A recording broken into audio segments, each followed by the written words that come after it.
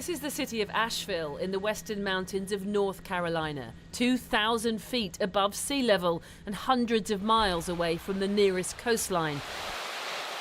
But such was the force of Hurricane Helene that nowhere in its path was safe. Calls to evacuate are being met with a renewed sense of urgency as Floridians with fresh memories of Hurricane Helene prepare for the second major hurricane to strike the state in just 2 weeks. It's just an incredible hurricane. It has dropped 50 millibars in 10 hours. I apologize. This is just horrific. Welcome to On Strike, a production of Workers Strike Back. I'm Emily MacArthur. What you just saw is veteran meteorologist John Morales as he openly wept on air about Hurricane Milton and the prospect of a second ferocious hurricane less than 2 weeks after Helene had wreaked havoc on the southern United States, killing over 200 people. Images from mountain towns like Chimney Rock, North Carolina, which few would have imagined being under threat from hurricanes, showed mud-slick devastation where communities once stood. The rising tide of hurricanes and other superstorms is not just the new normal, it's a prelude to the climate catastrophe that capitalism is hurtling humanity towards at full speed. The period of June 2022 to August 2023 marked a 14-month streak of the hottest months on record. The heat alone is deadly. The year 2023 saw the highest number of heat-related deaths in 45 years of records in the U.S., and public health experts say the 2,300 recorded deaths are only a fraction of the real death toll. Heat from global warming drives a series of feedback loops. Milton and Helene were both pushed into hyperdrive by historically high ocean surface temperatures, now 2.8 degrees Fahrenheit above average globally. The mechanism is simple. Rising ocean temperatures heat the air above them, fueling increased occurrence and intensity of storms. Record heat is also leading to a growing epidemic of wildfires. This included the unprecedented Canadian wildfires of 2023 that hit every single one of the country's 13 provinces and territories, as well as the horrific Arctic fires that burned an area the size of Denmark that same year. Increasing flooding is another part of the climate crisis, driven by higher concentrations of water vapor in the atmosphere. This year saw some of the worst flooding in history, impacting regions across Central Asia, Southeast Asia, East Africa, West Africa, and Central Europe. The human cost of all this are accumulating rapidly. The number of climate-linked deaths has been estimated at 4 million people since the year 2000, with approximately 400,000 more dying annually. Before we continue, please take a moment to like this video and subscribe to our channel. If you've been watching On Strike, you know that we bring coverage, political analysis, and strategy for the working class of a kind you simply won't find in the mainstream media. Become a member of Workers Strike Back to help ensure we can continue to build our movement against the bosses and their political servants, and so that On Strike can continue to bring the kind of discussions about strategy needed to fight back and win. We don't run any ads, we don't accept any corporate money, and we rely entirely on donations from working people. Go to workerstrikeback.org and click on Become a Member. The climate crisis spirals further out of control every year, yet every purported effort by capitalist political leaders to address it falls flat on its face. This year's annual COP Global Climate Conference, or COP29, in November in Baku, Azerbaijan, was yet another unmitigated failure.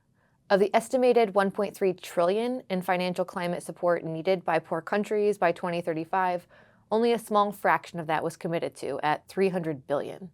Even that smaller amount may never fully materialize, as noted by The Guardian, due to loose wording in the agreement. Meanwhile, the very existence of language committing to end fossil fuel was fought against throughout the conference and was ultimately removed from the final agreement before it passed. The problem is a systemic one. Capitalist interests in every country are ferociously competing for advantage over each other and against footing the bill for climate change. Fossil fuel corporations go to war against any and all serious efforts to curb emissions, which directly undermine their ability to make their dirty profits. Instead, they work relentlessly to undo even the limited existing regulations. All major capitalist parties and even so-called progressive politicians go along with this agenda, afraid to get on the wrong side of the oil lobby and well aware of how much of the capitalist economy is fueled by oil and gas. Under capitalism, all international climate conferences and agreements amount to little more than theater. Now, heading into the 10th year since the 2015 COP climate conference where the Paris Agreement was negotiated, it is widely anticipated that 2024 will not only become the planet's new hottest year, but the first to exceed 1.5 degrees Celsius threshold established by the Paris Conference. The science is unambiguous. For humans to keep living on this planet, carbon emissions need to be going down. However, year after year, the numbers go up. It's been known for many decades that clean energy production must urgently replace oil and coal, yet more than 2/3 of energy production still comes from fossil fuels. The fundamental problem is the capitalist system itself. Capitalism is an anarchic, myopic system that isn't capable of developing and carrying out any sort of rational plan, nationally or internationally, even when its very existence is under threat as it is today, along with human civilization as a whole. And inter-imperialist conflict adds fuel to the fire. The new era of inter-imperialist conflict has already come at a massive cost in both human lives and damage to the environment. The US military has the largest carbon footprint of any institution on Earth. The war in Ukraine, which the US and the EU are backing against China-backed Russia, is already responsible for nearly 200 tons of carbon dioxide, which amounts to over half of 2022's CO2 increase. And the Israeli state's genocidal war on Palestine has produced more emissions than 16 coal power plants. War is pouring jet fuel on the climate crisis, both literally and figuratively. In terms of the rising inter-imperialist conflict between the US and China, which includes both the proxy war in Ukraine and Israel's genocidal war on Gaza, US and EU imperialism are on the same page: curtail China at any cost. In addition to open warfare, tariffs and other forms of economic nationalism are another expression of the conflict. Last year, Biden teamed up with European world leaders to make direct diplomatic visits to pressure Costa Rica, Kenya, the Philippines, and Jamaica to ban Chinese telecom giant Huawei, not just from public projects, but from any private companies in those countries as well. This is because Huawei ranks alongside Lenovo and Alibaba as one of the top 3 Chinese exporters and is China's, quote, crown jewel at the center of a race between Washington and Beijing over who will control key technologies like future telecom networks, microchips, artificial intelligence, and quantum. This economic side of the US-China conflict is also driving climate change, leading to regionalization and fracturing of supply chains and greater inefficiency. It also impedes the transition away from fossil fuels. For example, China has developed massive capacity to produce solar panels and large storage capacity batteries that could radically reduce the need for burning fossil fuels globally, but sanctions are forcing these facilities to produce way below capacity or even sit idle. Economic nationalism is set to expand under Trump's second term, and it is in reality a bipartisan project and global trend. Many of the tariffs created by Trump in his first term were carried forward by the Biden-Harris administration. In the election, both major party candidates, Harris and Trump, fought continuously over who would be toughest on China. How should the climate movement relate to capitalist politicians? The environmental crisis has led millions of people globally to protest and demand action. Staring down the barrel of climate catastrophe has driven especially young people to get active. But the climate movement has run up against the same wall everywhere: capitalist politicians and their political parties. In 2018, the youth-driven Sunrise Movement led sit-ins alongside progressive Democrat and Congresswoman Alexandria Ocasio-Cortez, or AOC, against both Democratic and Republican politicians. Unfortunately, that combative energy disappeared almost overnight after Biden was elected in 2020 and went on to oversee record fossil fuel production and oil profits. Instead of challenging Biden, the Sunrise Movement, AOC, and other squad members gave full-throated endorsements to Biden and fell in line behind the Democratic Party. In the 2024 elections, both Harris and Trump were a total disaster in terms of the climate and the interest of working people. Kamala Harris proudly adopted a pro-fracking position, ran to the right of Biden's 2020 campaign on issue after issue, and in no way distanced herself from Biden's horrific record on fossil fuels. Harris and the Democrats differ from Trump in saying emissions need to be reduced and calling climate an existential threat. Unfortunately, their record says the opposite. If we're going to build the kind of powerful environmental movement that's needed to avoid climate catastrophe, we will need to be completely independent of the Democratic and Republican parties, which are both owned by the capitalist class and deep in the pockets of big oil. Billionaires profit off climate destruction. It's that simple. We've lost decades to political obstructionism and the active opposition of fossil fuel corporations to curb emissions. Now, as the human impacts of climate change are mounting, the billionaires are taking home record fossil fuel profits. Last year, while working people were suffering and even dying from extreme heat and superstorms, fossil fuel companies raked in $172 billion in profits. And while big energy corporations are taking some steps forward with green energy, they continue to relentlessly escalate fossil fuel extraction, fight ferociously against regulation, and extort billions in public funds to develop new oil and gas wells. These companies won't ever be held accountable for their crimes against humanity because, according to the logic of the bankrupt system of capitalism, they're just following their directive to maximize profits for their shareholders. Under capitalism, the profit motive comes before human life and the planet itself, and the ruling class has billions invested in fossil fuels that they'll never willingly part with. They will fight to drill every last drop of oil from the ground. Billionaires like Elon Musk pretend to offer a for-profit solution to the climate crisis with electric vehicles, but more Teslas won't save us. Electric vehicles are a small step forward, and depending on the source of electricity, they can lessen the overall emissions associated with their manufacturing and use. However, the capitalists are an obstacle to what's most urgently needed with transportation: a huge expansion of public mass transit. The famous Koch brothers are among the many billionaires heavily invested in fossil fuels. They have alone thrown billions into, often successful, attempts to block or crush public transit in cities across the country. Musk's own much-touted Hyperloop has siphoned up money urgently needed for public transit and is a complete fantasy project that scientists believe would crumple like a tin can with people inside if it ever came to fruition. OSHA has already fined his company for dangerous working conditions in the Las Vegas Hyperloop test site. Billionaire innovation like this is just an attempt to rebrand dangerous conditions and grift. The billionaires are driven by the maximization of profit and have no interest in the needs of working people, the environment, or democracy. Musk openly bragged about attempting to overthrow a democratically elected government in Bolivia to keep the cost of lithium batteries down and profits high. The latest stock market bubble is over artificial intelligence, or AI. While working people globally are suffering from water scarcity and high fuel prices, the ruling class is investing enormous resources in highly water and energy-intensive AI data centers. In the fight to maintain the upper hand in the inter-imperialist conflict with China, the U.S. has built over 5,000 of these data centers, 10 times as many of these resource sinkholes as the next closest country. Just like capitalism ruthlessly exploits workers, it also sucks the natural environment dry until it collapses. Forcing others to pay the costs while capitalists make profits, also called externalization, is the very lifeblood of the capitalist system. Whether through exploiting workers today or making future generations pay for environmental damage, this is a structural part of capitalism. It is a completely parasitic system, and it's one we won't survive for much longer. Sometimes the reaction to this realization is resignation, or what is sometimes called doomerism.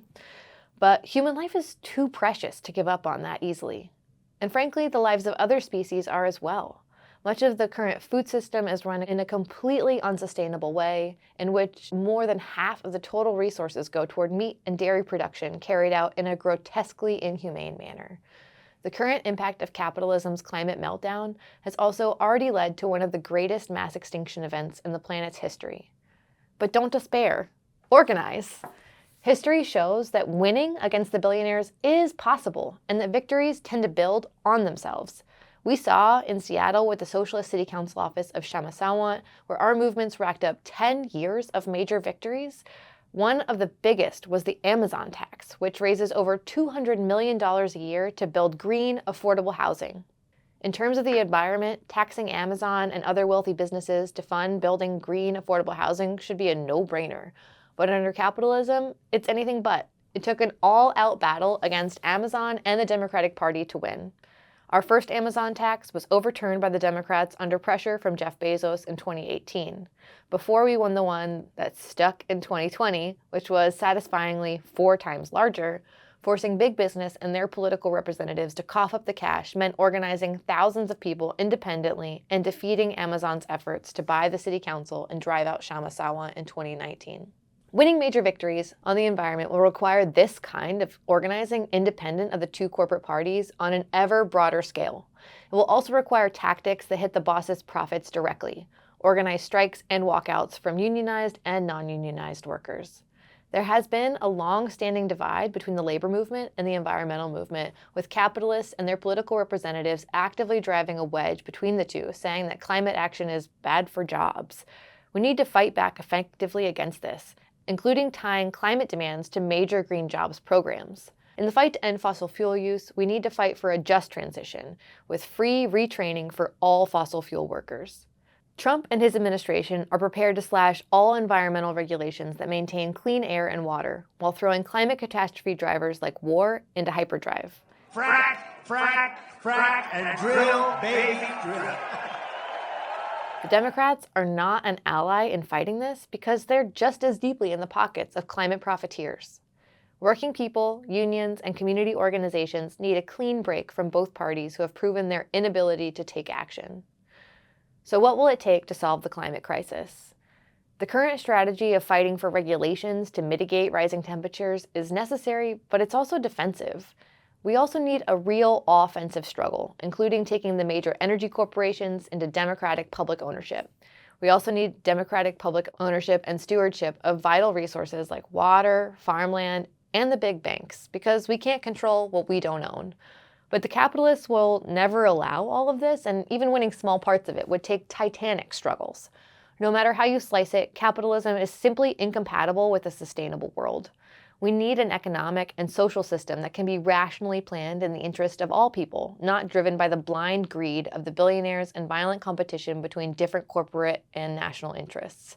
Capitalism will never be that. We need a system that can carry out a rapid and comprehensive shift to clean energy and a rapid end to all fossil fuel use. A system that can end the bloody and destructive wars and replace the threat of nuclear annihilation with international cooperation based on the interest of workers and the poor.